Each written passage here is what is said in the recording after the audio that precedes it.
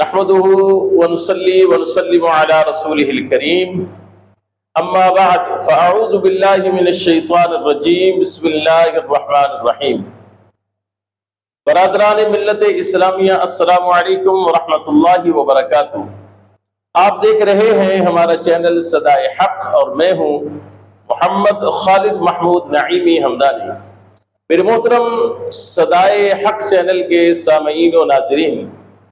آپ دوستوں کے سامنے سیرت النبی صلی اللہ تعالی علیہ وآلہ وسلم کے حوالے سے گفتگو کی جا رہی تھی۔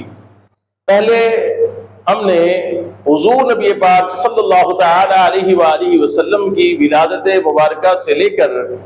ہجرت مدینہ تک کے جتنے بھی واقعات تھے ان کو مختلف پارٹس کی صورت میں آپ کے سامنے پیش کیا اور بیان کیا گیا۔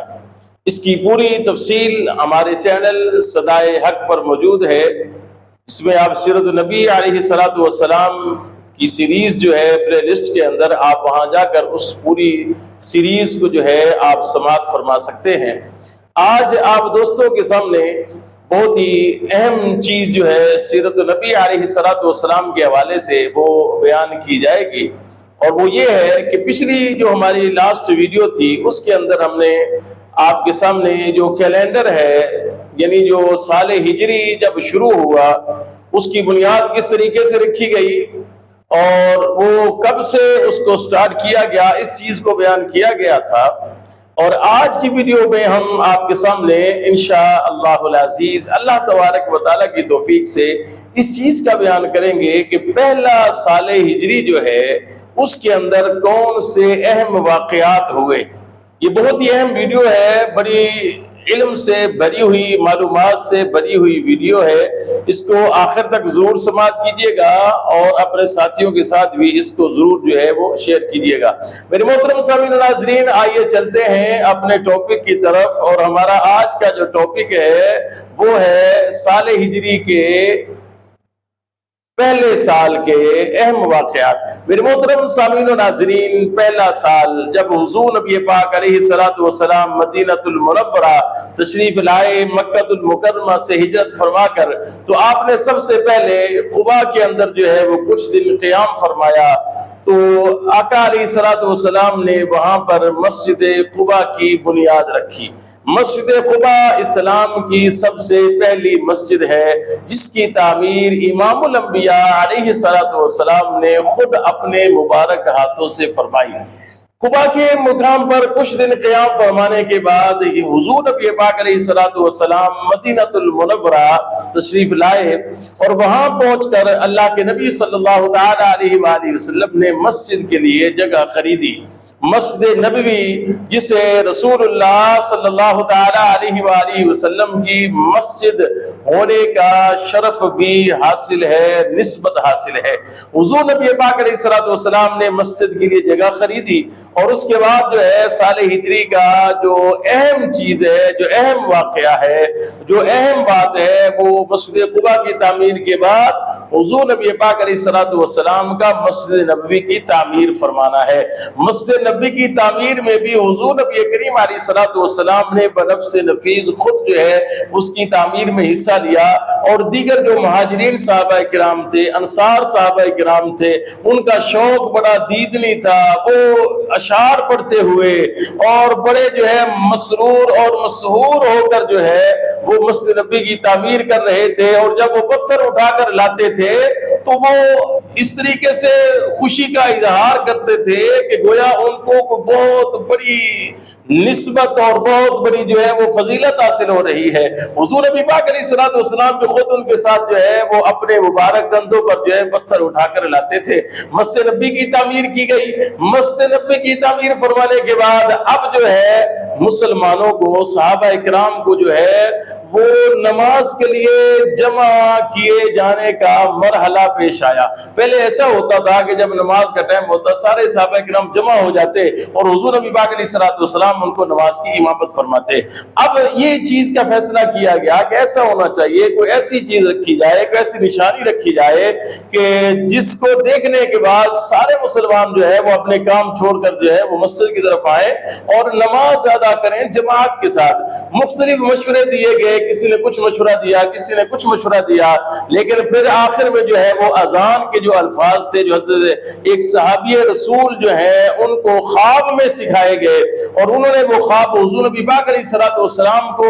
بتایا۔ حضور نبی کریم علیہ الصلوۃ والسلام نے فرمایا کہ یہ خواب بالکل سچا ہے، اور پھر وہی الفاظ جو ہے وہ حضور نبی پاک علیہ الصلوۃ والسلام نے فرمایا اس صحابی رسول سے کہ آپ جو ہے بلال رضی اللہ تعالیٰ عنہ کو بتاتے جائیں، اور حضرت بلال جو ہے انہی الفاظ کے ساتھ جو ہے لوگوں کو نماز کے لیے بلائیں گے، اور وہ الفاظ آج تک وہی الفاظ ہیں جو اذان کے اندر پڑھے جاتے ہیں کہ اللہ اکبر اللہ اکبر اللہ اکبر اللہ اکبر، اشہد ان لا الہ الا اللہ، اشہد ان محمد رسول اللہ، حی علی الصلاۃ حی علی الفلاح، اللہ اکبر لا الہ الا اللہ۔ یہ وہ الفاظ ہیں جو اللہ کی طرف سے صحابی رسول کو جو ہے وہ خواب کے اندر سکھائے گئے۔ تو سال ہجری کے اہم واقعات، مسجد قباء کی تعمیر، مسجد نبی کی تعمیر، اور اذان کا آغاز، اور اس کے ساتھ ساتھ جو ہے حضور نبی پاک علیہ الصلوۃ والسلام نے مواخات قائم فرمائی۔ صحابہ کرام یعنی مہاجر صحابہ جو مکے سے ہجرت کر کے آئے تھے مدینے کے اندر، اور جو انصار صحابہ جو مدینے کے رہائشی تھے، مدینے کے رہنے والے تھے، ان دونوں کے درمیان حضور نبی پاک علیہ الصلوۃ والسلام نے مواخات قائم فرمائی، یعنی ان کو ایک دوسرے کا بھائی بھائی بنا دیا۔ اور یہ بڑا تاریخ ساز ایک دن تھا، اور تاریخ ساز ایک آپ کا کام تھا کہ آپ نے انصار صحابہ اور مہاجر صحابہ کو آپس میں بھائی بھائی بنا دیا، ایک کو دوسرے کا بھائی بنایا۔ اور یہ مواخات ایسی مثالی مواخات ہوئی کہ ان صحابی رسول نے اگر 2 مکان تھے، ایک مکان اپنے مہاجر صحابی کو دے دیا، 2 باغ تھے تو ایک باغ اپنے مہاجر صحابی کو دے دیا، یہاں تک کہ ایک مرحلہ یہ بھی آیا کہ اگر کسی صحابی رسول کی 2 ازواج تھی تو انہوں نے ایک اپنے زوجہ کو طلاق دے دی، اور پھر جب ان کی عدت پوری ہوئی تو اس نے جو ہے مہاجر صحابی کے ساتھ جو ہے وہ نکاح فرما لیا۔ تو یہ ایک ایسی تاریخی ایک کام تھا جو مواخات قائم فرمائی امام الانبیاء صلی اللہ علیہ وآلہ وسلم نے صحابہ کرام کے درمیان۔ اور پھر اس کے بعد جو سب سے تاریخی کام جو سال ہجری کے پہلے سال کے اندر ہوا وہ تھا میثاق مدینہ۔ میثاق مدینہ کیا تھا کہ جو مسلمان قبائل تھے مدینے کے اندر، اور جو عیسائی اور یہودی، خاص طور پر جو یہودی تھے ان کے بہت بڑے بڑے قبائل تھے مدینے کے اندر، ان کے درمیان ایک باقاعدہ عہد ہوا، ایک جو ہے ان کے درمیان معاہدہ ہوا، اس معاہدے کو میثاق مدینہ کہا جاتا ہے۔ اور یہ ایک تاریخ ساز معاہدہ تھا کہ جو یہودی قبائل کے درمیان اور دیگر جو مذاہب کے قبائل تھے ان کے درمیان اور مسلمانوں کے درمیان قائم ہوا، اور فرمایا گیا کہ اس کی جو ہے کوئی بھی جو ہے وہ عہد شکنی نہیں کرے گا۔ اور اس کے جو اہم واقعات تھے، جو اہم نکات تھے اس کے، وہ تو بہت زیادہ ہے، لیکن اس میں چند ایک عرض کرتا ہوں۔ فرمایا گیا، اس میں یہ لکھا گیا کہ ہر ایک مذہب کو اپنی عبادت کرنے کا پورا حق حاصل ہوگا، اور اس کے ساتھ ساتھ جو اگر کوئی باہر سے دوسرا قبیلہ اگر مدینے پر جو ہے وہ حملہ کرتا ہے تو سارے قبائل جو ہے مل کر جو ہے وہ مدینے کا دفاع کریں گے۔ اور اگر کوئی ایسا مرحلہ آپس میں آ جاتا ہے کہ کوئی ایسا تنازع بن جائے